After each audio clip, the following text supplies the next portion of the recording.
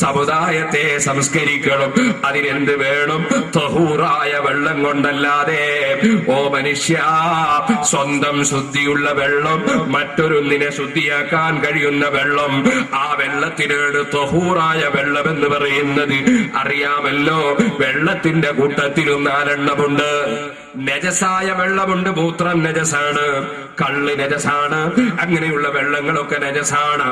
അതേ രക്തം നജസാണ്, ജലം നജസാണ്, അതേ അതുപോലെ ഛർദിച്ചത് നജസാണ്, അങ്ങനെയുള്ളതൊക്കെ നജസാണ്. എന്നാൽ മുതനജ്ജിസായ വെള്ളമുണ്ട്.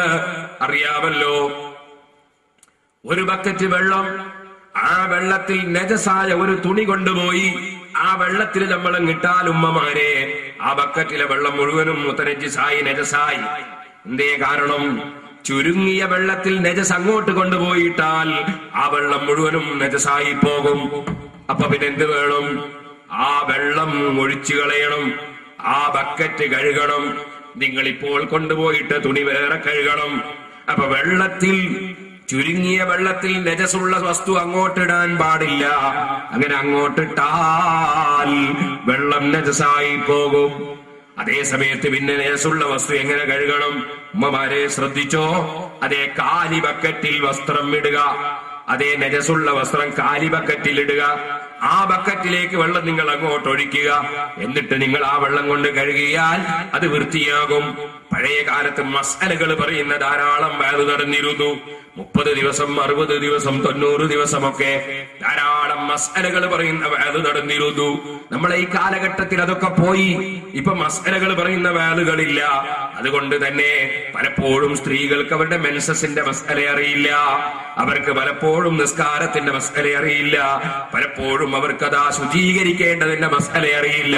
അതുകൊണ്ട് മുസ്ലിം ചെറുപ്പക്കാരായ മുതഅല്ലിമീങ്ങളെ, ദീനിന്റെ മസ്അലകൾ, ദീനിന്റെ നിയമങ്ങൾ, മനുഷ്യരുടെ ഈമാൻ സംരക്ഷിക്കുന്നതിന്റെ പുറമെ മനുഷ്യരുടെ കർമ്മശാസ്ത്രപരമായ വിഷയങ്ങൾ ജനങ്ങൾക്ക് മനസ്സിലാകുന്ന ഭാഷയിൽ നന്നായി പറഞ്ഞു കൊടുക്കാൻ വഅദ് പറയുന്നവരും ക്ലാസ് എടുക്കുന്നവരും ഒക്കെ ശ്രദ്ധിക്കേണ്ടതുണ്ട്.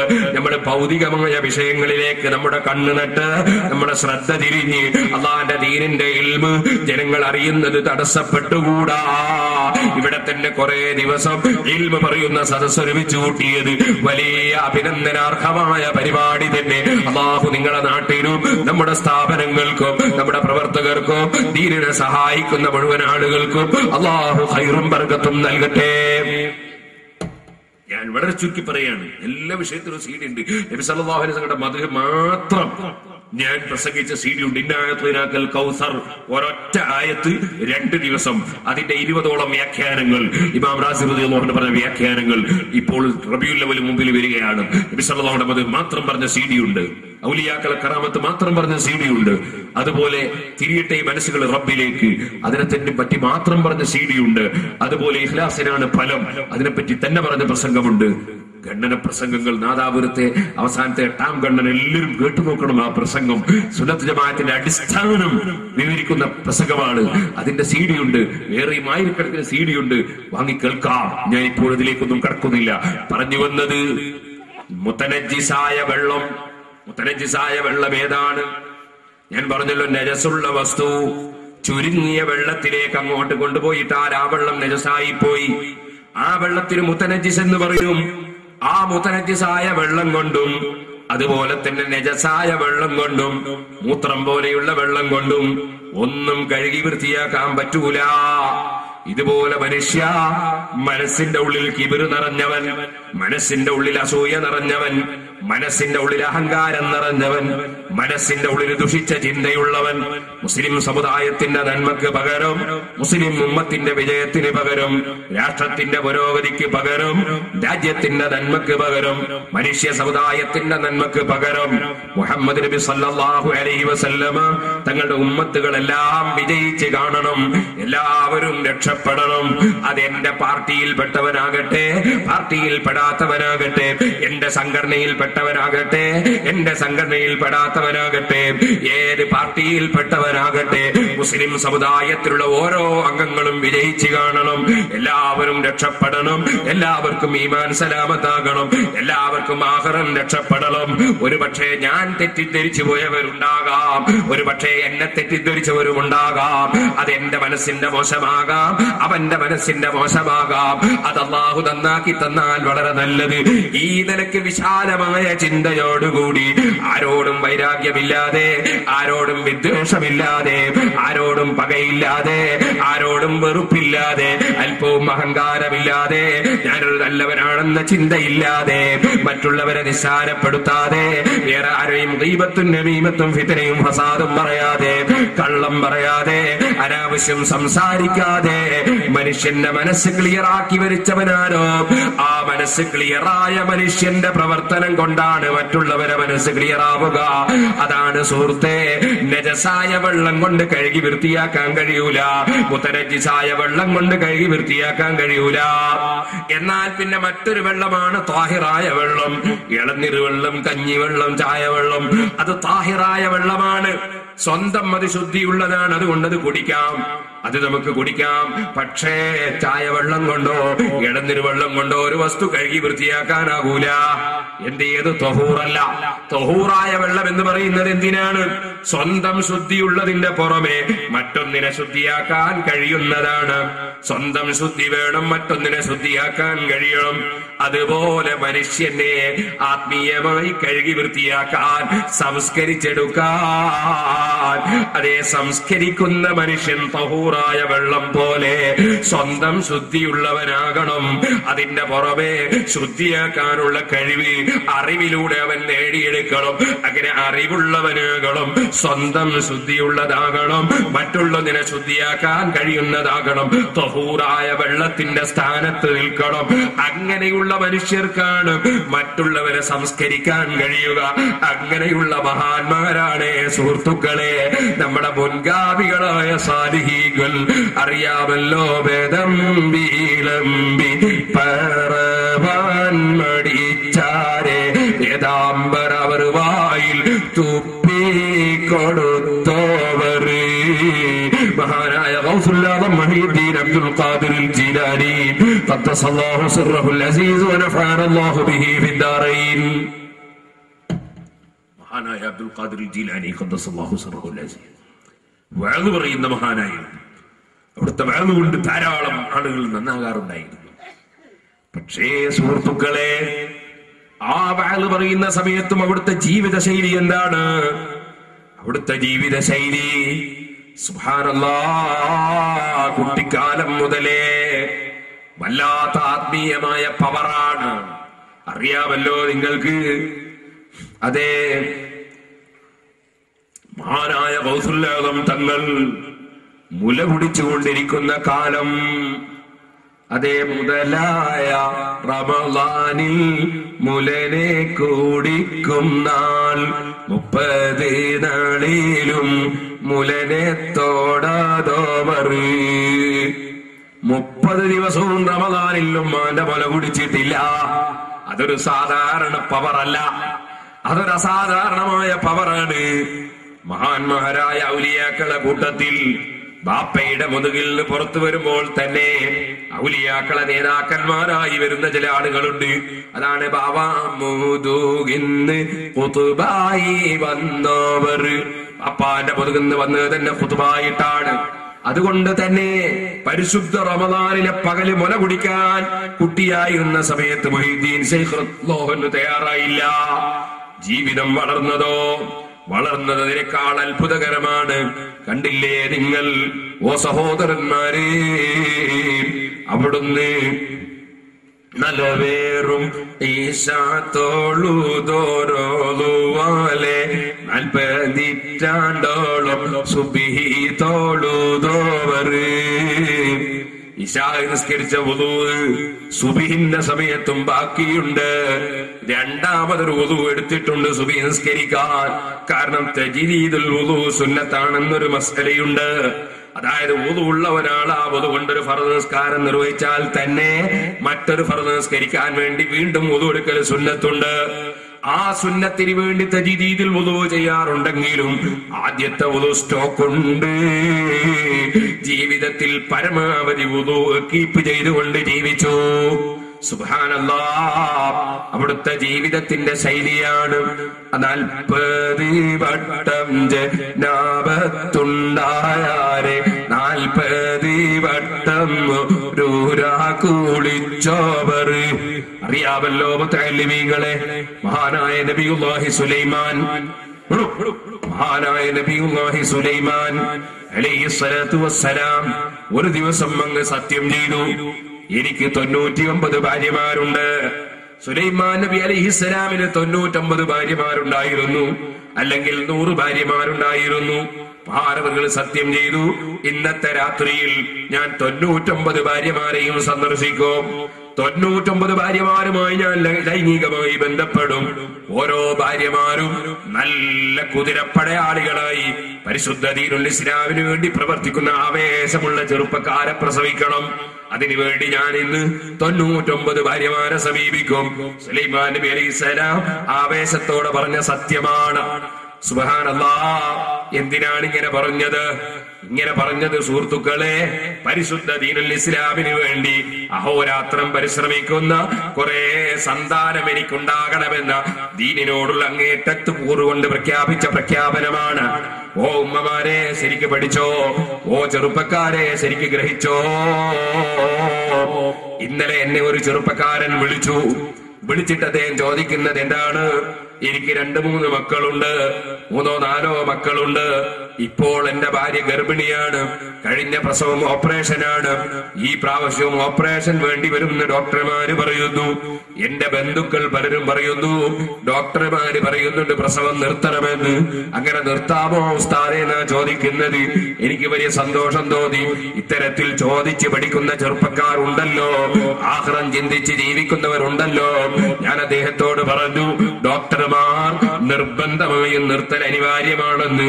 അതാ സ്വീകരിക്കപ്പെടാൻ പറ്റുന്ന ഡോക്ടർമാര് നിർബന്ധിച്ച് പറഞ്ഞാൽ നിനക്ക് ആ ഗർഭം നിർത്തുന്നതിന് സമ്മതം കൊടുക്കാം. നേരെ മറിച്ച് നിന്റെ കുടുംബം പറയുന്നതനുസരിച്ച് ചെയ്യേണ്ടവനല്ല നീ. അങ്ങനെ ചെയ്യാൻ പാടില്ല. കാരണം അഷ്റഫുൽ ഖൽഖ് സല്ലല്ലാഹു അലൈഹി വസല്ലമ തങ്ങളുടെ താല്പര്യം എന്താണെന്നാണ് ഒരു മുഅ്മിനായ മനുഷ്യൻ ചിന്തിക്കേണ്ടത്. അവിടുത്തെ താല്പര്യം എന്താണ്? തനാകഹു തനാസലൂ, നിങ്ങൾ വിവാഹം കഴിക്കുവീൻ, നിങ്ങൾ സന്താനോൽപാദനം നടത്തുവീൻ. മറ്റൊരു ഹദീസിൽ തസവ്വജുൽ വലൂദൽ വദൂദ്, ധാരാളം പ്രസവിക്കുന്ന, ധാരാളം ഭർത്താക്കന്മാരെ സ്നേഹിക്കുന്ന നല്ല സ്ത്രീകളെ നിങ്ങൾ വിവാഹം കഴിക്കുവീൻ. ഫൈനി ഉബാഹി ബികുമുൽ ഉമമ, പാരത്രിക ലോകത്തിന്റെ സമുദായം വരുമ്പോ എന്റെ സമുദായത്തിന്റെ എണ്ണം കാണിച്ചുകൊണ്ട് ഞാനിതാ അഭിമാനം പറയും. അങ്ങനെ അല്ലാഹുവിന്റെ റസൂലിനെ അഭിമാനിക്കാനുള്ളതാണ് നമ്മുടെ മക്കൾ. അതുകൊണ്ട് തന്നെ സന്താനം കുറയണമെന്നല്ല ചിന്തിക്കേണ്ടത്. എന്റെ കാരണത്താൽ എന്റെ നേതാവായ നബി സല്ലല്ലാഹു അലൈഹി വസല്ലമ തങ്ങൾക്ക് അഭിമാനിക്കാൻ കഴിയണം. അതുകൊണ്ട് എനിക്ക് ധാരാളം മക്കൾ വേണമെന്നാണ് ഉമ്മമാരെ ചിന്തിക്കേണ്ടത്. ഓ രക്ഷിതാക്കളെ ചിന്തിക്കേണ്ടത്. അവിടെയൊക്കെ മടിയന്മാരായി അല്പം പ്രയാസമല്ലേ, കുറച്ച് ബുദ്ധിമുട്ടല്ലേ, കുറച്ച് അതാ സഹിക്കണ്ടേ എന്ന് മനസ്സിലാക്കിയിട്ട് നമ്മൾ അതാ സ്വന്തം മക്കൾ ജനിക്കുന്നതിന് മുമ്പ് തന്നെ കൊന്നുകളയുന്ന ക്രൂരമായ പ്രവർത്തനത്തിലേക്ക്, അല്ലെങ്കിൽ ജനിച്ചു വരാനുള്ള റൂട്ട് തന്നെ ബന്ധാക്കുന്ന ക്രൂരമായ പ്രവർത്തനത്തിലേക്ക് ഒരിക്കലും അതപ്പതിച്ചു പോകരുതേ.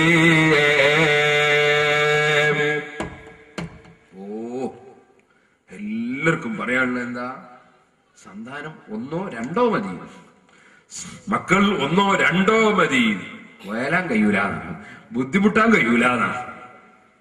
ചങ്ങാതിയെ 2 കുട്ടി ഉണ്ടായിട്ട് 2 ഒരു ആക്സിഡന്റ് മരിച്ചു പോയാലോ?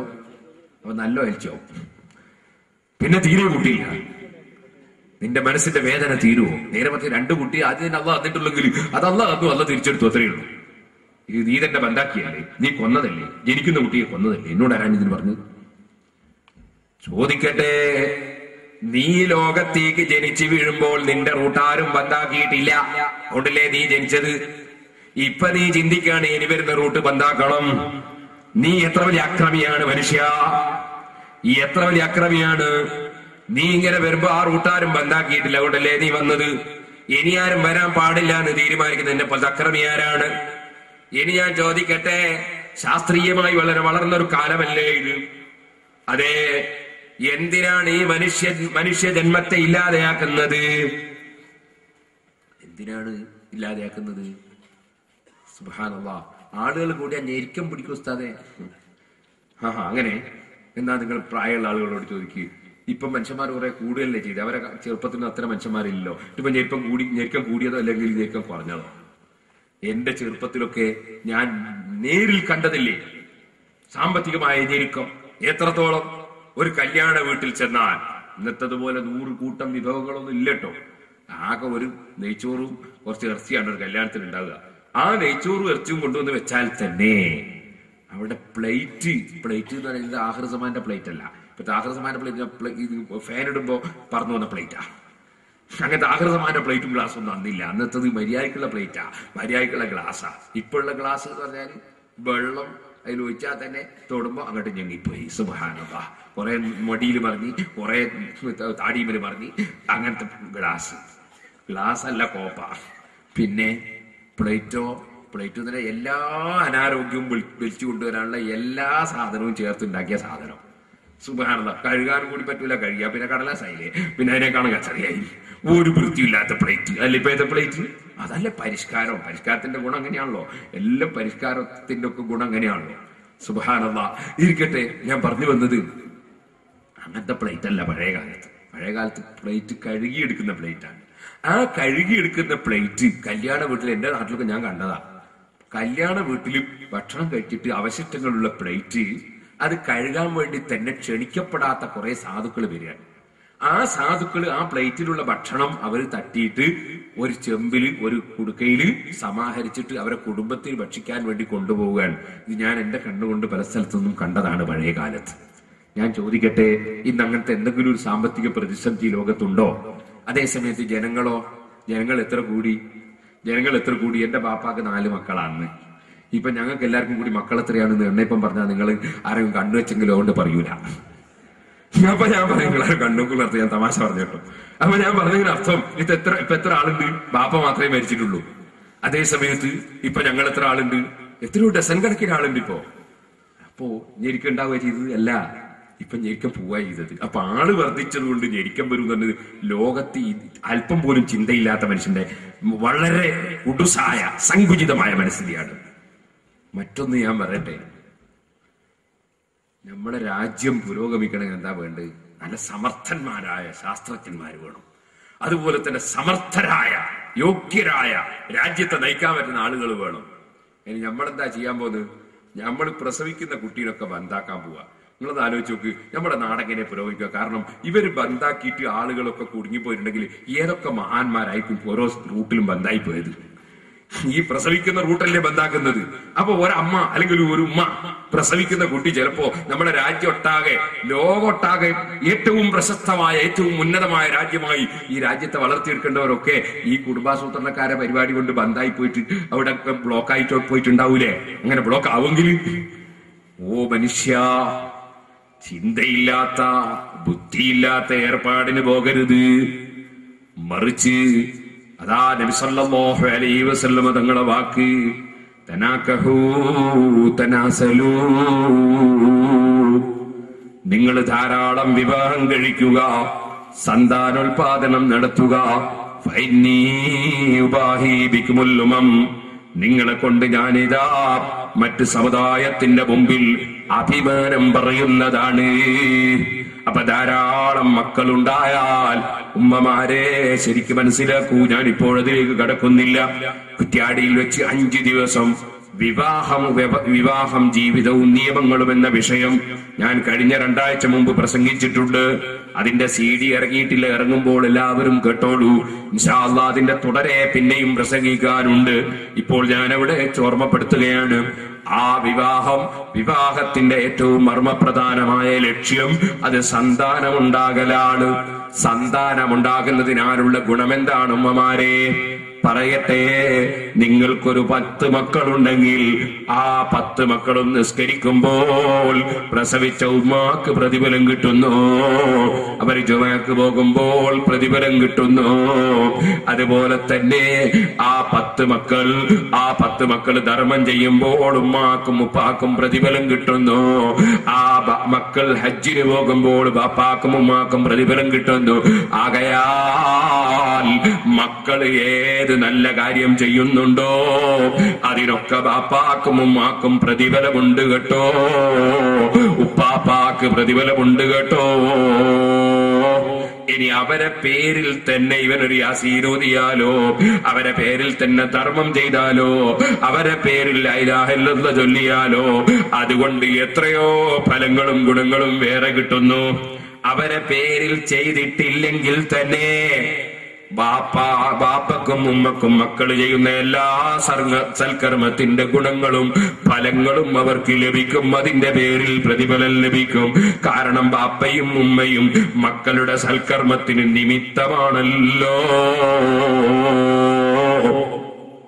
ഇനി പറയട്ടെ സഹോദരന്മാരെ, എന്നാൽ മക്കൾ ചെയ്യുന്ന തെറ്റിന് ബാപ്പയും ഉമ്മയും ഉത്തരവാദിയാകുമോ?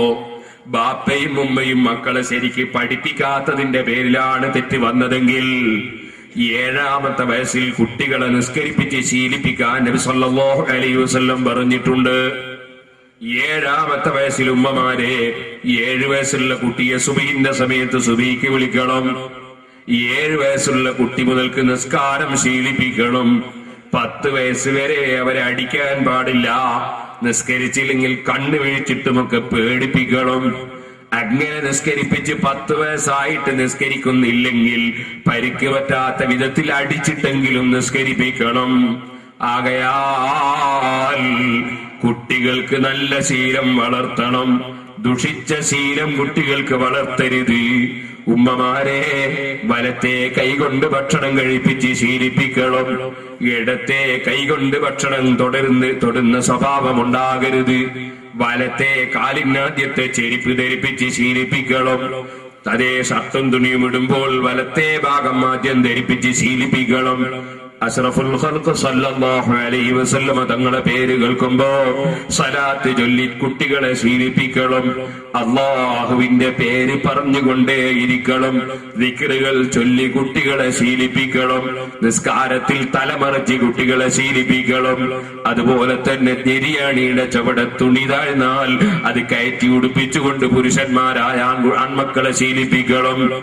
ആൺമക്കളെ അവർക്ക് നല്ല നല്ല ശീലം വളർത്തണം. ഉമ്മമാരെ എല്ലാ വീട്ടിലും കമ്പ്യൂട്ടർ ഉണ്ട്, നെറ്റ് സൗകര്യമുണ്ട്. നല്ലതു തന്നെ. ഞാനിവിടെ പ്രസംഗിക്കുമ്പോൾ നെറ്റിലൂടെ ഏതെല്ലാമോ രാഷ്ട്രത്തിലുള്ള ജനങ്ങൾ കേൾക്കുന്നുണ്ടല്ലോ, ഹൈറ് തന്നെ. പക്ഷേ നിങ്ങളെ വീട്ടിൽ നെറ്റ് സൗകര്യമുണ്ടെങ്കിൽ ആ നെറ്റിലേക്ക് കടന്ന് നമ്മളെ ചെറിയ മക്കൾ നാശമായി പോകുന്ന ഒരുപാട് വിഷയം നെറ്റിലുണ്ട്. അങ്ങനെ കുട്ടികളുടെ ദീന് നശിച്ചു പോകുന്ന വിഷയങ്ങളിൽ നിന്ന് കുട്ടികളെ സംരക്ഷിക്കണം. നെറ്റ് സൗകര്യമുള്ള കമ്പ്യൂട്ടർ നിങ്ങൾ വെക്കുമ്പോ കുട്ടികൾക്ക് വാതിലടച്ച് ഒറ്റയ്ക്ക് കാണാനുള്ള സൗകര്യം ചെയ്യരുത്. ഏത് സമയത്തും നിങ്ങൾക്ക് കയറി നോക്കാൻ പറ്റുന്ന വിധത്തിൽ എല്ലാവരും കാണുന്ന സ്ഥലത്തല്ലാതെ കമ്പ്യൂട്ടർ വെക്കരുത്. നെറ്റ് തുറക്കാനുള്ള സൗകര്യം അങ്ങനെയല്ലാതെ ചെയ്യരുത്. കുട്ടികളതിൽ കടന്നിട്ട് തമ്മാടിത്തത്തിലേക്ക് പോയാൽ വേദനയോടെ ഞാൻ പറയട്ടെ, എന്നെ വിളിക്കുന്ന ഒരു ചെറുപ്പക്കാരൻ. ആ ചെറുപ്പക്കാരൻ അവൻ പ്രവർത്തിച്ച സംഘടനയുടെ പേര് പറയുന്നുണ്ട്. ആ സംഘടനയുടെ പേര്, അതേ സുഹൃത്തുക്കളെ, നമ്മുടെ സംഘടനക്കെതിരുള്ള സംഘടനകളൊന്നുമല്ല. അത്രേ ഞാനിപ്പോ സൂചിപ്പിക്കുന്നുള്ളൂ. അങ്ങനെയുള്ളൊരു സംഘടനയുടെ പ്രവർത്തകനാണ് ഞാനെന്ന് പറഞ്ഞുകൊണ്ട് ഒരു ചെറുപ്പക്കാരൻ വിളിച്ചിട്ട് എന്നോട് പറയുന്നു, ഉസ്താദേ, ഞാൻ SSLC പഠിക്കുന്ന സമയത്തൊരു പെൺകുട്ടിയുമായി അതാ സ്നേഹത്തിലായി പോയി. ആ പെൺകുട്ടിയുമായി ഞാൻ ശാരീരികമായി ലൈംഗികമായി ബന്ധപ്പെട്ടു പോയി. ആ പെൺകുട്ടിയെ വിവാഹം കഴിക്കണമെന്ന വീട്ടുകാരിപ്പോൾ ഉദ്ദേശിക്കുന്നു, ആഗ്രഹിക്കുന്നു. പക്ഷേ ആ പെൺകുട്ടി തലമറക്കൂല, മാറുമറക്കൂല, കൈമറക്കൂല. അതേ ദീനീ ബോധമില്ല, ഉണ്ടാക്കാൻ കഴിയുമെന്ന് തോന്നുന്നുമില്ല. ഞാൻ ആ പെൺകുട്ടിയെ വിവാഹം കഴിച്ചില്ലെങ്കിൽ തെറ്റുണ്ടോന്നാണ് ഈ ചെറുപ്പക്കാരൻ ചോദിക്കുന്നത്, ഞാനിങ്ങനെ മിഴിച്ചു നിന്നുപോയി. SSLC പഠിക്കുന്ന സമയത്ത് തന്നെ സുബ്ഹാനല്ലാഹ് കടുത്ത തമ്മാടിത്തത്തിലേക്ക് നമ്മുടെ ചെറുപ്പക്കാരായ മക്കൾ തെറിച്ചു പോകുന്നൊരവസ്ഥ വന്നല്ലോ അല്ലാഹ്. അതേ, ഹൈസ്കൂളിൽ പഠിക്കുന്ന സമയത്ത് തന്നെ കഞ്ചാവിന്റെയും ലഹരിയുടെയും പിന്നാലെ നമ്മളെ മക്കള് പോകുന്ന അവസ്ഥ വന്നല്ലോ അല്ലാഹ്. പരിശുദ്ധ റമദാനിലെ 27-ാം രാവിലെ പലരും സിയാറത്തിന് പോകുന്നു, പലരും ഇത്തികാഫിരിക്കുന്നു, പലരും ദിക്റും സ്വലാത്തും ചൊല്ലുന്നു, പലരും ആലിമീങ്ങളെ കൂടെ പോയി കൂട്ടക്കരച്ചിൽ നടത്തി റബ്ബിനോട് തൗബ ചെയ്യുന്നു. അങ്ങനെയൊക്കെ നല്ല നല്ല കാര്യങ്ങൾ പലരും ചെയ്യുമ്പോ റമദാനിന്റെ 27-ാം രാവും 29-ാം രാവും ഒക്കെ അതാ വിഷമദ്യം കുടിച്ചിട്ട് കുറെ ആളുകൾ ചത്തുപോകുന്നു. ആ കൂട്ടത്തിൽ അത് ആശുപത്രിയിലായ കൂട്ടത്തില് വിഷമദ്യം കഴിച്ച കൂട്ടത്തില് മുസ്ലിമിന്റെ പേരും ലൈലത്തുൽ ഖദ്റുമായി ബന്ധപ്പെട്ട രാത്രിയിൽ കള്ളു കുടിച്ചവരെ കൂട്ടത്തില് മുസ്ലിമിന്റെ പേരും പത്രത്തിൽ വായിക്കുന്നല്ലോ അല്ലാഹ്. പറയട്ടെ മുഅ്മിനീങ്ങളെ, പണ്ഡിതന്മാരും മുതഅല്ലിമീങ്ങളും മുഅ്മിനീങ്ങളും ചിന്തിക്കേണ്ടതില്ലേ? നമ്മുടെ സമുദായം ദിനേന ഇങ്ങനെ അതപ്പതിച്ചു പോകുമ്പോ ചോദിക്കട്ടെ, നമ്മൾ അങ്ങോട്ടും ഇങ്ങോട്ടും ഗീബത്തും നമീമത്തും ഫിത്നയും ഫസാദും അനൈക്യവും ഭിന്നിപ്പും ഉണ്ടാക്കി എല്ലാ സ്റ്റേജുകളും പരസ്പരം കുറ്റം പറയാൻ ഉപയോഗിക്കേണ്ട കാലമാണോ ഇത്? ഗീബത്ത് പറയേണ്ട കാലമാണോ ഇത്? സുന്നത്ത് ജമാഅത്തിന്റെ ആലിമീങ്ങളും മുഅ്മിനീങ്ങളും പരസ്പരം ഭിന്നിച്ച് അനൈക്യത്തോടെ കുറ്റം പറയുകയും തെറി പറയുകയും ചീത്ത പറയുകയും നിസ്സാരപ്പെടുത്തുകയും ചെയ്യേണ്ട കാലമാണോ ഇത്? അല്ല അല്ല. എല്ലാ വേദികളും അള്ളാഹുവിലേക്ക് മനുഷ്യന്റെ മനസ്സിനെ ക്ഷണിക്കുന്ന, അള്ളാഹുവിന്റെ പൊരുത്തത്തിലേക്ക് നമ്മുടെ സമുദായത്തെ നയിക്കുന്ന, നമ്മുടെ ചെറുപ്പക്കാരെ റബ്ബിന്റെ ദീനിലേക്ക് വിളിക്കുന്ന, സുബ്ഹാനല്ലാഹ്, ചെറിയ കുട്ടിയായിരുന്നാലും ശരി വലിയവരായിരുന്നാലും ശരി ഈമാനോടെ തഖ്വയോടെ ജീവിച്ച് മരിക്കുന്ന ഒരു സമൂഹത്തെ വാർത്തെടുക്കാൻ വേണ്ടി ചോദിക്കട്ടെ, അഹ്ലുസുന്നത്തി വൽ ജമാഅത്തിന്റെ വിശ്വാസമുള്ള എല്ലാ സംഘടനക്കാരും എല്ലാ മുഅ്മിനീങ്ങളും അല്ലാഹുവിന്റെ ദീനിന്റെ നിലനിൽപ്പിന് വേണ്ടി ഒറ്റക്കെട്ടായി പ്രവർത്തിച്ച് ശക്തിപ്പെടേണ്ട കാലമല്ലേ? ആലിമീങ്ങളെ സദസ്സുകൾ പോലും ആലിമീങ്ങളുടെ സ്റ്റേജുകൾ പോലും അങ്ങോട്ടും ഇങ്ങോട്ടും ഗീബത്തും നമീമത്തും ഫിത്നയും ഫസാദും പറയാൻ വേണ്ടി അതപ്പതിച്ചു പോകുന്ന ഒരു കാലമായി മുന്നോട്ട് നീങ്ങിയാൽ ചോദിക്കട്ടെ, നബി സല്ലല്ലാഹു അലൈഹി വസല്ലം തങ്ങളെ മുൻപല്ല് പൊട്ടിത്തെറിച്ച് പോറ്റിയ ഈ പരിശുദ്ധ ദീൻ, കാലിൽ നിന്ന് രക്തം പൊട്ടി ഒലിച്ചു പോറ്റിയ പരിശുദ്ധ ദീൻ, ഉഹദ് യുദ്ധത്തിൽ കയ്യിന്റെ വിരല് മുറിഞ്ഞിട്ട് ഹല്ലന്തില്ല ഇസ്ബഉന്ദമീതി വഫീ സബീലില്ലാഹി മലഖീതി. അള്ളാഹുവിന്റെ ദീനിന് വേണ്ടി പ്രവർത്തിക്കുമ്പോ മുറിഞ്ഞതല്ല വിരലേ, ക്ഷമിച്ചുകൂടെ വിരലേ എന്ന് ചോദിച്ച റഹ്മത്തുൽ ലിൽ ആലമീൻ ഖായിദുൽ ഹുദിൽ മുഹജ്ജലീൻ ശഫീഉൽ മുദ്നിബീൻ ആഖിദു ഐദീനാ വമുൻജീനാ മുഹമ്മദുർ റസൂലുള്ളാഹി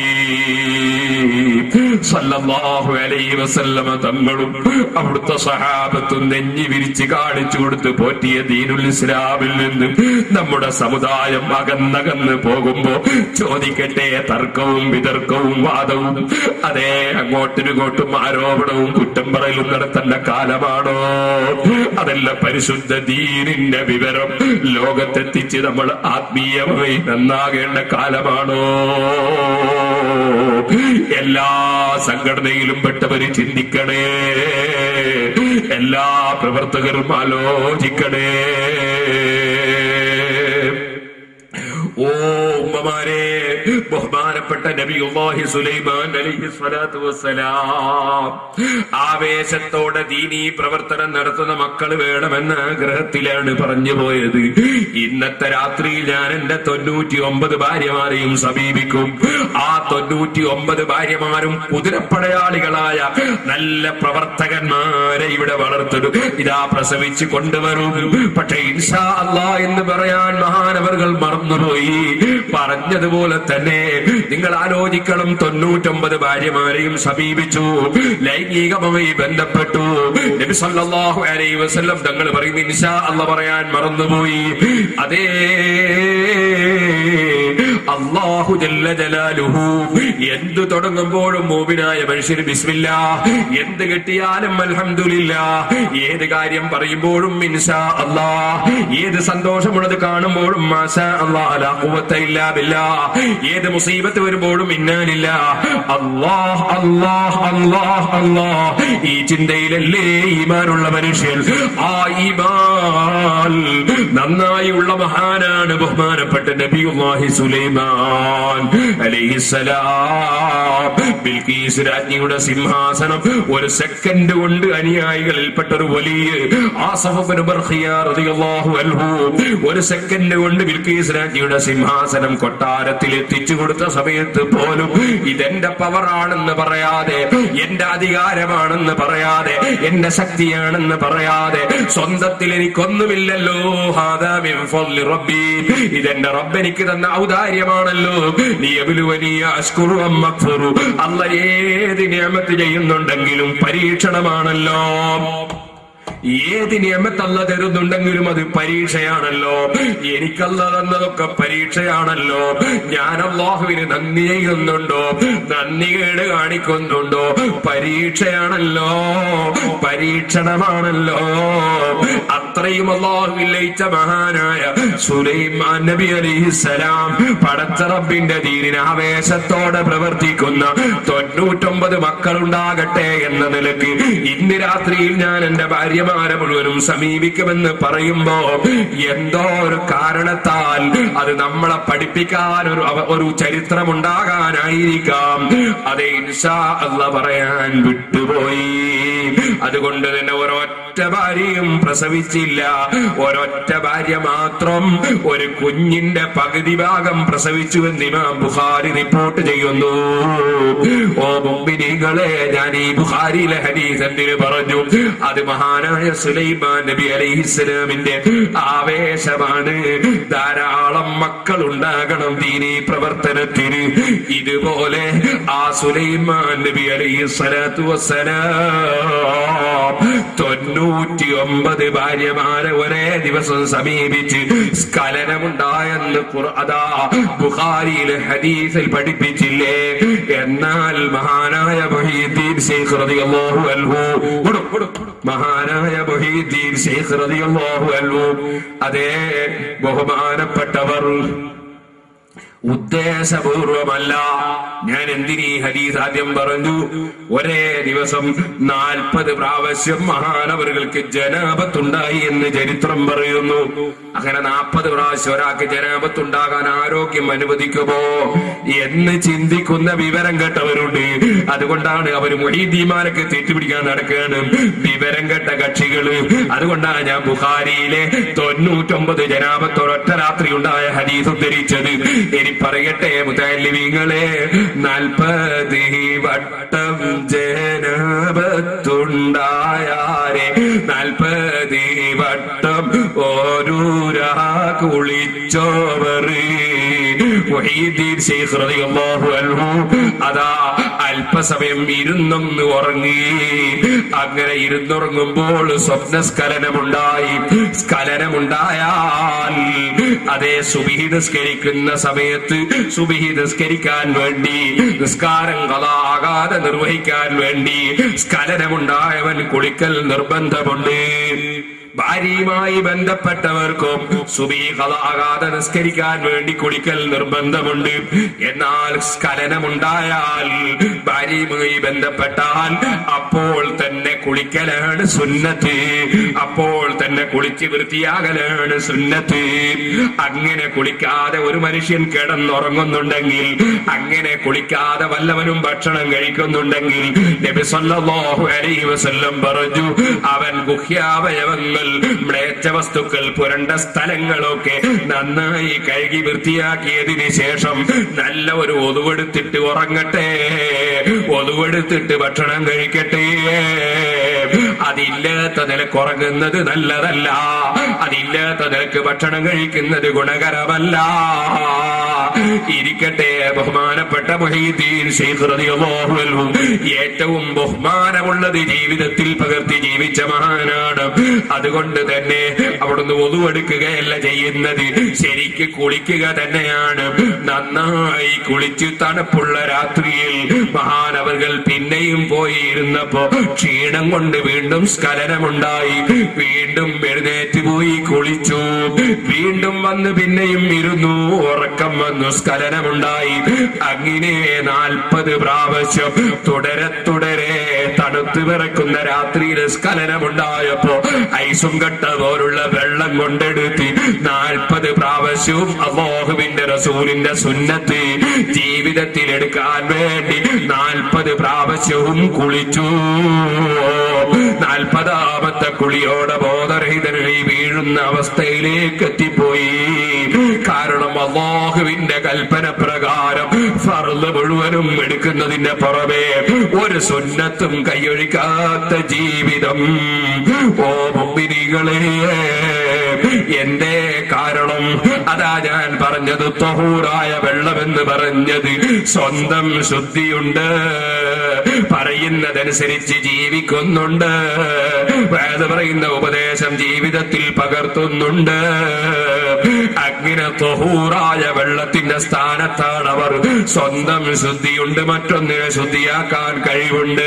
എന്നിട്ടും മഹാനവറുകൾക്ക് വഹദ് പറയാൻ മടി തോന്നിയപ്പോൾ, മറ്റുള്ളവരോട് ഉപദേശിക്കാൻ എനിക്ക് യോഗ്യതയുണ്ടോ അർഹതയുണ്ടോ എന്ന തോന്നൽ വന്നപ്പോ അതാണ് മനയിൽ പറഞ്ഞത്, വേദം വിളമ്പി പറവാൻ മടിച്ചാരെ വേദംബർ അവർ വായിൽ തുപ്പിക്കൊടുത്തോവർ. ലോകത്തുള്ള എല്ലാ അലിബീകളെയും നിയന്ത്രിക്കുന്ന, ലോകത്തുള്ള എല്ലാ ഉലിയാക്കൾക്കും നിർദ്ദേശം നൽകുന്ന, ലോകത്തുള്ള എല്ലാ മഹാന്മാർക്കും ആത്മീയമായ എല്ലാ പ്രചോദനവും നൽകുന്ന ഏറ്റവും വലിയ ഒരു വെളിച്ചമില്ലേ? ഖദ് ജാഅകും മിനല്ലാഹി നൂറും വകിതാബും മുബീൻ.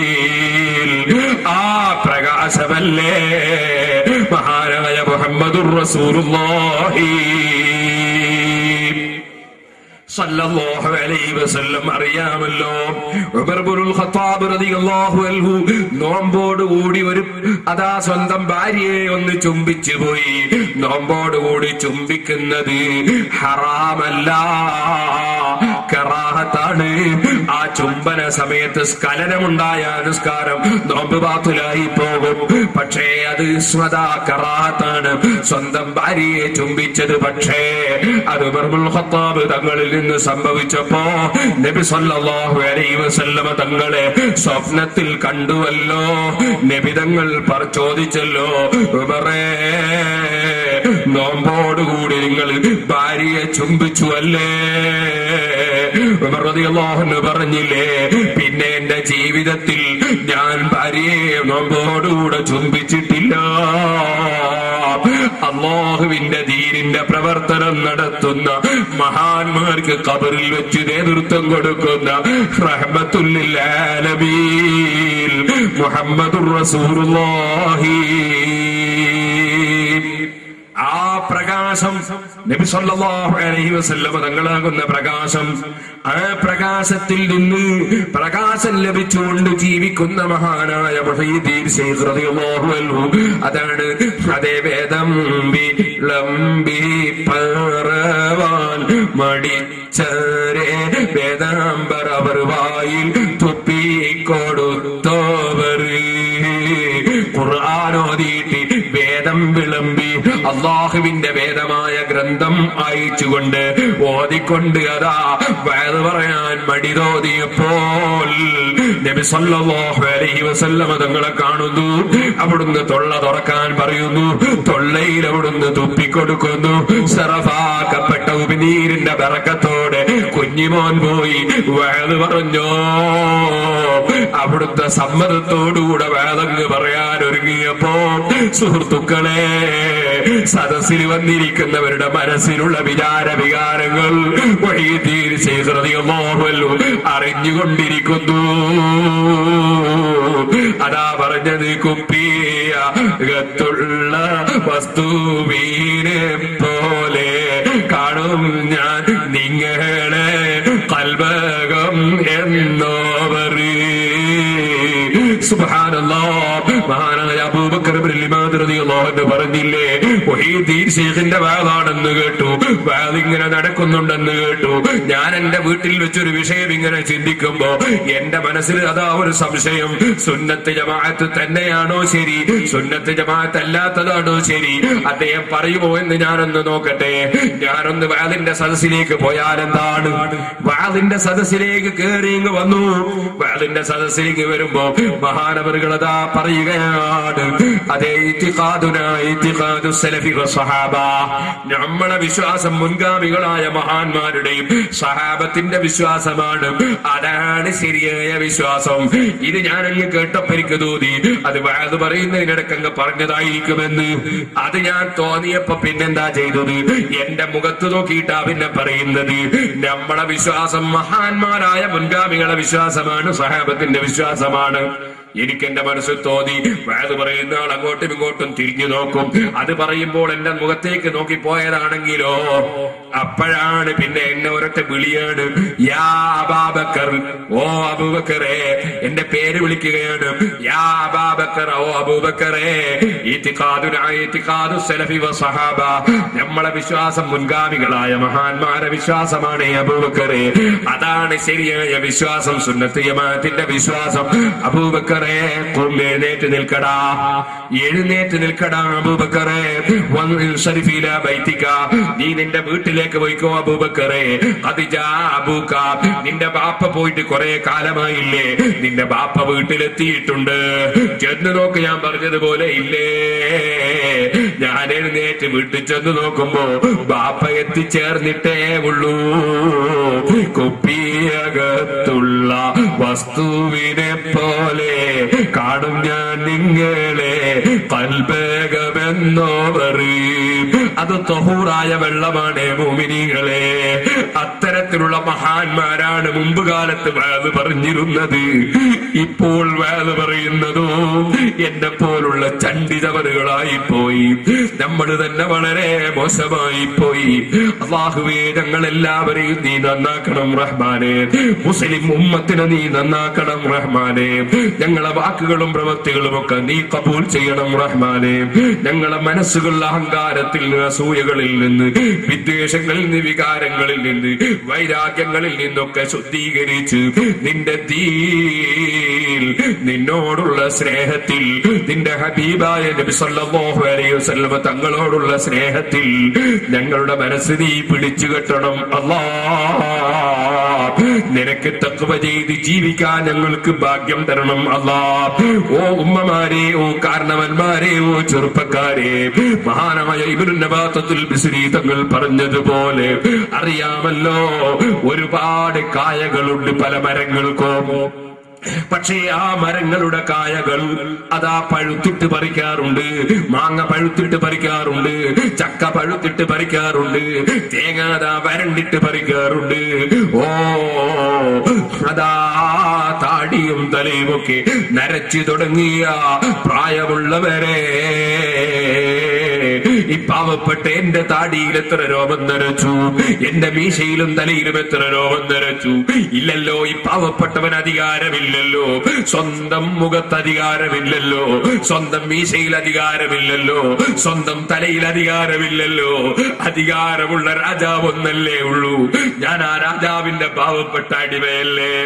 എന്റെ മീശയുടെ രോമത്തിന്റെ കളർ നിയന്ത്രിക്കാൻ എനിക്ക് അധികാരമില്ലല്ലോ, എന്റെ ആരോഗ്യം നിയന്ത്രിക്കാൻ എനിക്ക് അധികാരമില്ലല്ലോ. എന്റെ അടുത്ത നിമിഷത്തിൽ എന്റെ കഥ എന്താണെന്ന് എനിക്കറിയില്ലല്ലോ.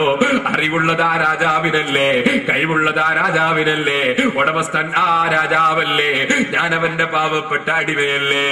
ഓ മുഅ്മിനീങ്ങളെ, ആ രാജാവിനെയല്ലേ സ്നേഹിക്കേണ്ടത്, ആ രാജാവിലേക്കല്ലേ മനസ്സ് തിരിക്കേണ്ടത്, അവനെയല്ലേ അനുസരിക്കേണ്ടത്. അവൻ കൽപ്പിച്ച 5 നേരത്തെ നിസ്കാരം, അവനുമായുള്ള സംഭാഷണമല്ലേ, അത് കൃത്യമായി നാം നിർവഹിക്കേണ്ടതില്ലേ. അവൻ തന്ന പണം അല്ല പൊരുത്തപ്പെടാത്ത ഒന്നിനും ചെലവഴിക്കാതെ നമ്മൾ അവനോട് നന്ദി കാണിക്കേണ്ടതില്ലേ. അവൻ തന്ന പണം ദൂർത്തടിക്കാൻ പാടുണ്ടോ, അനാവശ്യത്തിന് ചെലവഴിക്കാൻ പാടുണ്ടോ? അവൻ തന്ന കണ്ണുകൊണ്ട് ഹറാമ് നോക്കാൻ പാടുണ്ടോ?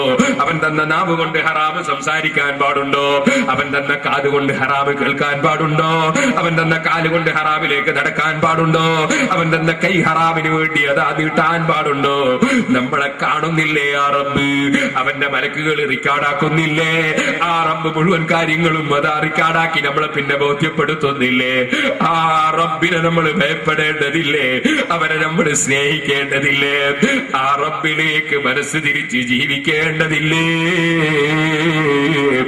ഓ മുഅ്മിനീങ്ങളെ, നിങ്ങൾ ഓർക്കണം, മഹാനായ ഇബ്നുൽ ബാത്തുൽ ബിസ്രി തങ്ങളെ അവിടുത്തെ ഖുതുബയാണ്. നിങ്ങൾക്ക് ഇപ്പോഴും അവിടുത്തെ ഖുതുബയുടെ ഏട് നോക്കിയാൽ കാണാം. മഹാനവറുകൾ ചോദിക്കുന്നു, പ്രായം ചെന്നില്ലേ മനുഷ്യ, നിനക്ക് താടിയും തലയും നരച്ചില്ലേ മനുഷ്യ, കാണാറില്ലേ നീ പച്ചക്കളറുള്ള വാഴക്ക, അതുപോലെ തന്നെ പച്ചക്കളറുള്ള മാങ്ങ, അതിന്റെ തോലിന്റെ കളറ് മാറിയാൽ അത് പറിക്കാൻ അടുത്തായി എന്നതിന്റെ ലക്ഷണമല്ലേ? ഓരോ രോമവും നരച്ച് നരച്ച് വരുന്നത് ഇതാ മരിക്കാനായി എന്നതിന്റെ അടയാളമല്ലേ? മഹാനവറുകളുടെ ചോദ്യമോ, ചെറുപ്പക്കാരാ, പച്ചമാങ്ങ തച്ചിടുന്നത് നീ കണ്ടിട്ടില്ലേ? പച്ചവാഴക്കയിൽ നിന്ന് പച്ചവാഴക്കയിൽ നിന്നതിന്റെ കായ പച്ചവാഴക്ക ഇരിഞ്ഞെടുക്കുന്നത് കണ്ടിട്ടില്ലേ? ഓനെ ഇളം നിർവഹിക്കുന്നത് കണ്ടിട്ടില്ലേ? അതുപോലെ യുവത്വത്തിലും മരണമാകാമല്ലോ. കുട്ടികളെ വിളിച്ചുകൊണ്ട് ചോദ്യമേ, കുട്ടികളെ, മിടിവിട്ട് വരുന്ന സമയത്ത് പച്ചക്കറി ഈച്ച കുത്തി പോകുന്നത് കണ്ടിട്ടില്ലേ? ഉണ്ണിമാങ്ങ കൊഴിഞ്ഞു പോകുന്നത് കണ്ടിട്ടില്ലേ? മരത്തിന്റെ മേലെ നിന്ന് തെങ്ങാകുന്നതിന് മുമ്പ്, തേങ്ങയാകുന്നതിന് മുമ്പ് വെളിച്ചില് വീട് പോകുന്ന മച്ചിങ്ങ തെറിച്ചു പോകുന്നത് കണ്ടിട്ടില്ലേ? ഏത് സമയത്തും മനുഷ്യന് മരണമാകാമല്ലോ. ആ മരണ സന്ദർഭം അത് വളരെ ഭയാനകമല്ലേ? അതല്ലേ സുഹൃത്തുക്കളെ, ബഹുമാനപ്പെട്ട ഗൗസുൽ ആസം മുഹീദ്ദീൻ അബ്ദുൽ ഖാദിർ ജീലാനി ഖദ്ദസല്ലാഹു സിർറഹുൽ അസീസ് തങ്ങൾ പറഞ്ഞില്ലേ, അവിടുത്തെ ഫത്ഹുർ റബ്ബാനിയിൽ പറഞ്ഞില്ലേ, മരണത്തെ കുറിച്ച് ഞാൻ ഇങ്ങനെ പാതിരാ സമയത്ത് ഇരുന്നിങ്ങനെ ചിന്തിക്കുമ്പോൾ ഞാൻ ആകെ കിടിലം കൊള്ളും. എന്റെ മരണം അല്ലാഹ് ഫർദും സുന്നത്തും ഒക്കെ എടുത്ത് ഹറാമും കറാത്തും ഒക്കെ ഒഴിച്ച് ജീവിച്ചു കൊണ്ടിരിക്കുമ്പോഴും ബഹുമാനപ്പെട്ടവർ മരണം ഭയപ്പെടുന്നു. മഹാനവറുകൾ പറഞ്ഞു, ഞാൻ എന്റെ റബ്ബിനോടൊരു ദിവസം താണുകേടെന്ന് പറഞ്ഞു, അല്ലാഹ് മലക്കുൽ മൗത്തിനെ എന്റെ സമീപത്ത് അയക്കരുതേ അല്ലാഹ്, മലക്കുൽ മൗത്തിനെ അയക്കരുതേ അല്ലാഹ്. മലക്കുൽ മൗത്തിന്റെ വരവെങ്ങനെയാണെന്ന് എനിക്ക് മനസ്സിലാകുന്നില്ല. ഗൗരവത്തോടെ വന്നെന്നെ ഞെട്ടിക്കുമോ, ഭയപ്പെടുത്തുമോ? അല്ല, മലക്കുൽ മൗത്ത് എന്നെ സന്തോഷിപ്പിക്കുന്ന നിലക്ക് സ്വർഗത്തിലെ പട്ടുകളും സുഗന്ധങ്ങളുമായി സാലീങ്ങളെ സ്വീകരിക്കുന്ന നിലവാരത്തിൽ വരുമോ? എന്റെ അടുക്കലേക്ക് വരുന്ന വരവെങ്ങനെയെന്ന് എനിക്കറിയുന്നില്ല. മലക്കുൽ മൗത്തിനെ എന്റെ അടുക്കലേക്കല്ലേ അല്ലാഹ്. ഞാൻ റബ്ബിനോടൊന്നങ്ങ് ദുആ ചെയ്തു. ദുആ ചെയ്ത് കഴിയുമ്പോൾ ഞാനൊന്നങ്ങ് മയങ്ങിപ്പോയി. ഓ ചെറുപ്പക്കാരി, കാരണവന്മാര്, ആരാണെന്ന് പറയുന്ന മുഹീദ്ദീൻ ശൈഖ് റളിയല്ലാഹു അൻഹു ആണ്. ഞാനാ മയക്കത്തിൽ കാണുകയാണ്, ഒരാൾ എന്റെ സമീപത്ത് വന്നിട്ട് സലാം ചൊല്ലുന്നു. ഞാൻ സലാം മടക്കുന്നു. ഞാൻ ചോദിക്കുന്നു, നിങ്ങൾ ആരാണ്? അദ്ദേഹം മറുപടി പറയുന്നു, ഞാൻ മലക്കുൽ മൗത്താണ്, ഞാൻ മരണം കൊണ്ടേൽപ്പിക്കപ്പെട്ട മലക്കാണ്. ഞാൻ ചോദിച്ചു, നിങ്ങൾ ഇപ്പോഴെന്തിനു വന്നു? നിങ്ങൾ എന്തിനു വന്നു? ഞാൻ അല്ലാഹുവോട് പറഞ്ഞില്ലേ നിങ്ങളെ എന്റെ സമീപത്തേക്ക് അയക്കരുതെന്ന് പ്രാർത്ഥിക്കുകയല്ലേ? നിങ്ങൾ എന്തിനാണ് എന്റെ സമീപത്ത് വന്നത്? അപ്പോഴല്ലേ മലക്കുൽ മൗത്തിന്റെ പ്രതികരണം, എന്തേ ഫലിമ സഅൽതഹു ദാലിക, ശൈഖേ നിങ്ങൾ എന്തിനാണ് എന്നെ നിങ്ങളെ സമീപത്ത് അയക്കരുതെന്ന് പടച്ചവനോട് ചോദിച്ചത്? അയ്യു ദംബില്ലി, ഞാനെന്ത് തെറ്റാ ചെയ്തു പോയത്? ഞാനൊരു തെറ്റും ഇവിടെ ചെയ്തിട്ടില്ലല്ലോ. എന്നെ സംബന്ധിച്ചിടത്തോളം ഞാൻ കൽപ്പിക്കപ്പെടുന്നതനുസരിച്ച് പ്രവർത്തിക്കുന്ന അടിമയാണ്. എന്റെ രാജാവായ റബ്ബ് ഒരാളെ റൂഹ് പിടിക്കുമ്പോ സന്തോഷിപ്പിക്കുന്ന നിലക്ക്, അതാ വളരെ സന്തോഷിപ്പിക്കുന്ന നിലക്ക്, ഒരു വേദനയും പ്രയാസവുമില്ലാതെ, അഥവാ ഒരു ബുദ്ധിമുട്ടില്ലാതെ സ്വർഗത്തിന്റെ ചിത്രം കാണിച്ച് സന്തോഷത്തോടെ റൂഹ് പിടിക്കണമെന്ന് പറയുമ്പോ ഞാൻ അതേ നിലക്ക് റൂഹ് പിടിക്കും. വേറെ ചിലരുടെ റൂഹ് ഗൗരവത്തോടെ പോയി പിടിക്കാൻ പറയുമ്പോ ഞാൻ എന്റെ ഗൗരവം പ്രകടിപ്പിക്കും. എന്റെ വകയിൽ ആരെയും ഞാൻ പേടിപ്പിക്കുന്നില്ല, ആരെയും ഞാൻ സന്തോഷിപ്പിക്കുന്നില്ല. ഇന്നമാന അബ്ദും മഅ്മൂർ, ഞാൻ കൽപ്പിക്കപ്പെടുന്നതനുസരിച്ച് നീങ്ങുന്ന അടിമയല്ലേ ശൈഖേ. ഞാൻ നിങ്ങളോടൊരു തെറ്റും ചെയ്യുന്നില്ലല്ലോ, ഞാൻ ആരോടും ഒരു തെറ്റും ചെയ്തിട്ടില്ലല്ലോ. നിങ്ങളെന്തിനാണ് എന്നെ സമീപത്തേക്കരുതെന്ന് പറഞ്ഞത്? അല്ലാഹു സ്നേഹിച്ച നിങ്ങളെ സമീപത്ത് ഞാൻ വരരുത് എന്ന് നിങ്ങളെന്തിനാ പറയുന്നത്? ഇത് പറഞ്ഞുകൊണ്ട്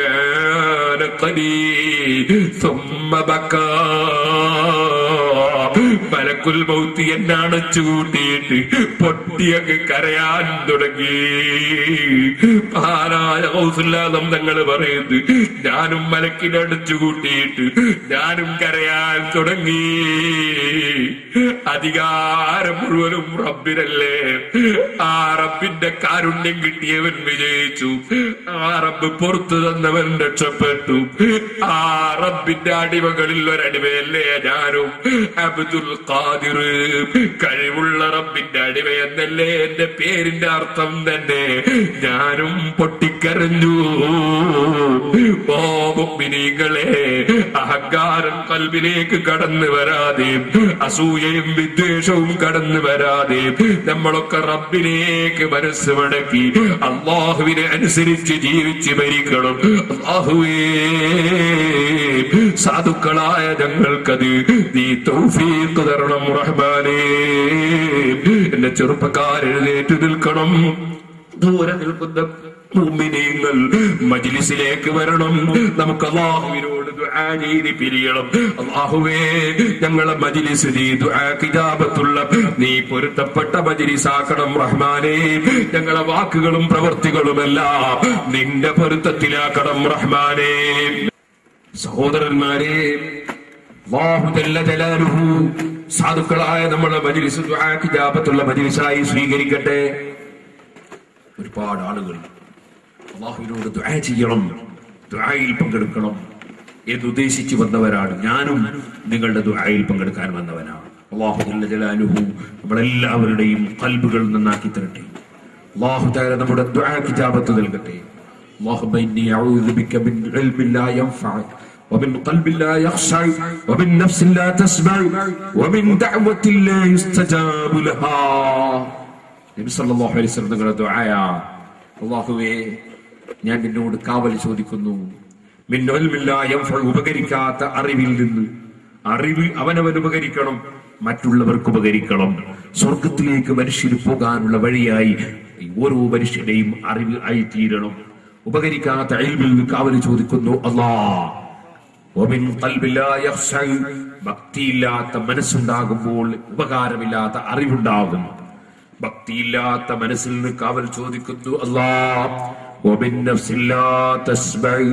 കിട്ടിയാൽ മതിയാകാത്ത മനസ്സും ശരീരവുമാകുമ്പോ എന്തിനും സ്ഥാനമാനത്തിന് വേണ്ടി, കയ്യടി വാങ്ങാൻ വേണ്ടി, അതേ തക്ബീർ കിട്ടാൻ വേണ്ടി, പത്രത്തിൽ ചിത്രം കാണാൻ വേണ്ടി, സ്വാഗതം പറയാൻ വേണ്ടി, നന്ദി പറയാൻ വേണ്ടി, ആളുകൾ എഴുന്നേറ്റ് നിൽക്കാൻ വേണ്ടി, കൈപിടിച്ച് ചുംബിക്കാൻ വേണ്ടി, അതുപോലെ പണം ലഭിക്കാൻ വേണ്ടി, അങ്ങനെ ദുനിയാവിന്റെ ചിന്ത ഖൽബിൽ വന്നു പോയാൽ അപകടമായി പോയി.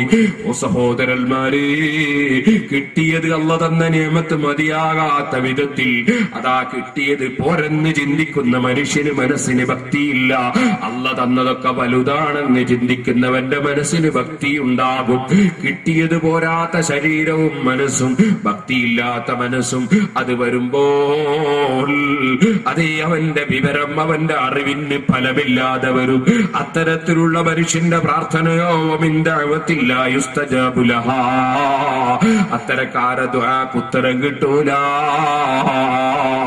അതുകൊണ്ട് തന്നെ നബി സല്ലല്ലാഹു അലൈഹി വസല്ലം പറയുന്നു മിന്ദഅവത്തില്ല യുസ്തജാബു ലഹാ, ഉത്തരം കിട്ടാത്ത പ്രാർത്ഥനയിൽ നിന്ന് നിന്നോട് കാവല് ചോദിക്കുന്നു അല്ലാഹ്. നബി സല്ലല്ലാഹു അലൈഹി വസല്ലം നിങ്ങൾ കാവല് ചോദിച്ചതുപോലെ ഞങ്ങളുടെ റബ്ബായ അല്ലാഹ്, മാലിക്കുൽ മുലൂക്കായ അല്ലാഹ്, റഹ്മാനും റഹീമുമായ അല്ലാഹ്, സാധുക്കളായ ഞങ്ങൾ നിന്നോട് ചോദിക്കുന്നു, നീ ഞങ്ങൾക്ക് നാഫിയായ ഇൽമിനെ ഏറ്റിത്തരണം അല്ലാഹ്. നിന്റെ ദീനിനും ഞങ്ങൾ ആഖിറത്തിനും ഉപകരിക്കുന്ന ചിന്തകൾ ഖൽബിലിട്ട് തരണം അല്ലാഹ്. അല്ലാഹ് ഭക്തിയുള്ള മനസ്സ് തരണം അല്ലാഹ്. കിട്ടിയത് കൊണ്ട് തൃപ്തിപ്പെടുന്ന മനസ്സ് തരണം അല്ലാഹ്. സാധുക്കളായ ഞങ്ങൾ ഏത് മജ്‌ലിസിൽ വെച്ച് ദുആ ചെയ്യുകയാണെങ്കിലും, ഞങ്ങളെ സ്ഥാപനങ്ങളിൽ വെച്ച് ദുആ ചെയ്യുകയാണെങ്കിലും നീ ഇജാബത്ത് തരണം അല്ലാഹ്. സുഹൃത്തുക്കളെ, കൊടുക്കുന്ന രാജാവ് ഒന്നേ ഉള്ളൂ, തടയുന്നവനൊന്നേ ഉള്ളൂ. ആ റബ്ബിലേക്ക് താണുകേണ് അപേക്ഷ സമർപ്പിക്കുന്നത് അടിമയുടെ അടിമത്വമാണ് കേട്ടോ. അവനോട് ചോദിച്ചില്ലെങ്കിലും തരുന്ന രാജാവാണവൻ. എന്റെ കണ്ണ് ഞാൻ ചോദിച്ചിട്ട് തന്നതല്ല, എന്റെ കൈ ഞാൻ ചോദിച്ചിട്ട് തന്നതല്ല, നിങ്ങളുടേതും അങ്ങനെ തന്നെ. തഥാ ചോദിക്കാതെ കൊടുക്കുന്ന രാജാവാണത് പോരാ, ചോദിക്കാത്തവരും കൊടുക്കുന്ന രാജാവാണത് പോരാ. അവനെ ധിക്കരിക്കുന്ന അവിശ്വാസിക്കും, പടച്ചവൻ ഇല്ല എന്ന് പറയുന്ന തോന്നിവാസിക്കും അവന് പോലും എത്രയോ അനുഗ്രഹം ചൊരിച്ചു കൊടുക്കുന്ന റഹ്മത്ത് ചൊരിച്ചു കൊടുക്കുന്ന റഹ്മാനാണ് അല്ലാഹ്. അവന്റെ കാരുണ്യത്തിൽ ആശമുറിയരുതേ ചെറുപ്പക്കാരെ. എന്ത് തെറ്റ് ജീവിതത്തിൽ വന്നിട്ടുണ്ടെങ്കിലും ആശമുറിയാതെ പടച്ചറപ്പിനോട് താണുകേട് അപേക്ഷിച്ച് തൗബ ചെയ്യണേ മുഅ്മിനീങ്ങളെ, മുഅ്മിനാത്തുകളെ. തെറ്റ് ചെയ്തു പോയല്ലോ, ഞാനിനി നന്നാകൂല എന്ന ശൈത്താന്റെ ചിന്ത നമുക്ക് വന്നു പോകാതെ ഖുൽ യാ ഇബാദിയല്ലദീന അസ്റഫു അലാ അൻഫുസിഹിം ലാ തഖ്നതു മിർ റഹ്മത്തില്ലാഹ്.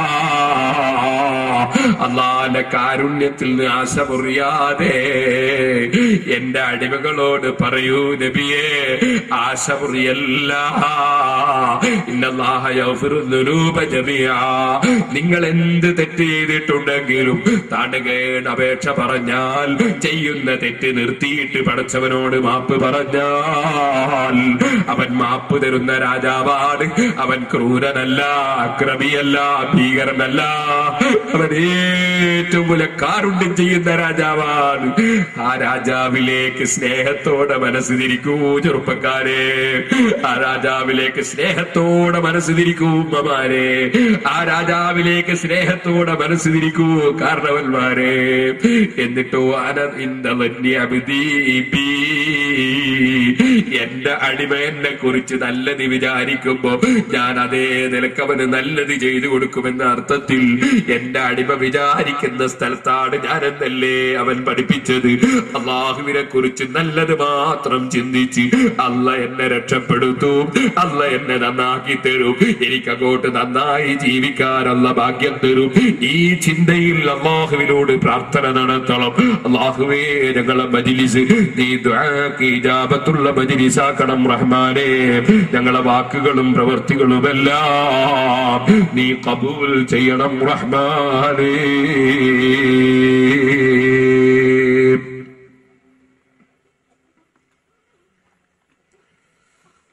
നല്ല നിയ്യത്തോടുകൂടി അല്ലാഹുവിനോട് ദുആ ചെയ്യണം. ഖദ്ദിമൂ ബൈന നജ്വാകും സദഖ. നിങ്ങൾ അല്ലാഹുവിനോട് പ്രാർത്ഥിക്കുന്നതിന് മുമ്പ്, നബി സല്ലല്ലാഹു അലൈഹി വസല്ലം തങ്ങളോട് അപേക്ഷ സമർപ്പിക്കുന്നതിന് മുമ്പ് ധർമ്മം മുന്തിക്കണമെന്ന് നമ്മളെ പഠിപ്പിച്ചിട്ടുണ്ട്. വസല്ലി അലൈഹിം മിന്ന സലാത്തക സക്കറുൽ ലഹും.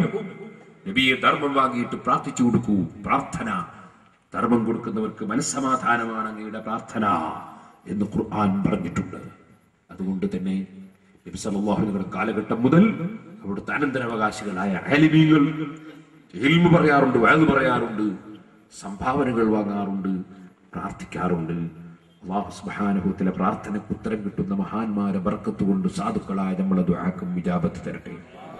ഞാനിവിടെ വന്ന് കയറിയപ്പോൾ വരുന്ന വരവിൽ വഴുക്കി വെച്ചു ഒരുപാട് ആളുകൾ സിറാജുൽ ഹുദയിലേക്ക് വലിയ വലിയ നേർച്ചകൾ തന്നവരുണ്ട്.